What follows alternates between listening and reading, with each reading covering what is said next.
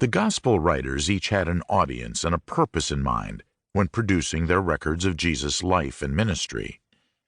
These naturally influenced the way they presented the material in each of their books. For example, Matthew. Matthew wrote his book primarily with Jews in mind. His material is well structured with a series of narrative descriptions of Jesus' movements and ministry, along with a record of the various discourses he had with different individuals and groups. Matthew's Gospels is an apologetic, defense effort to prove, according to Scripture, that Jesus was the Messiah spoken of in the Old Testament.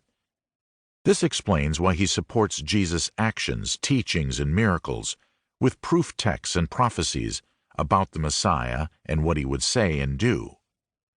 Matthew therefore constructs his eyewitness account using Jewish history and custom, genealogy, etc., and presents his arguments based on the fulfillment of prophecy concerning the Jewish Messiah. Mark. Mark's Gospel is the shortest and one of the earlier inspired books produced, 64 to 67 AD in the New Testament, Matthew 60 to 65 AD. Mark's purpose was to present Jesus as the divine Son of God based on his works. He spends little time on background information or theological speculation, but gets right to the point he wants to make in his opening verse, introducing Jesus as the Son of God, and then describing his many miracles to prove his point.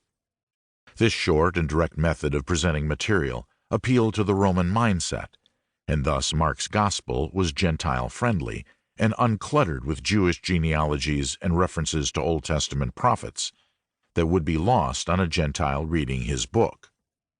Although Mark's Gospel is the shortest, it is the Gospel record most copied from. Luke uses 350 verses taken from Mark, and describes the most miracles, 18 of a possible 35, in an effort to clearly and concisely present Jesus as the Son of God. John.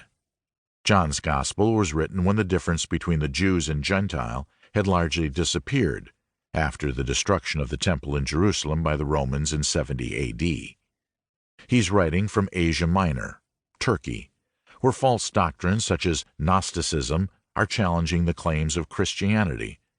And so his purpose is to show that Jesus was both fully human and fully divine.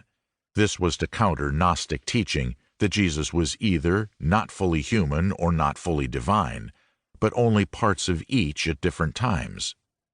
For example, the divine element of his being descended on him at baptism and left him at the crucifixion.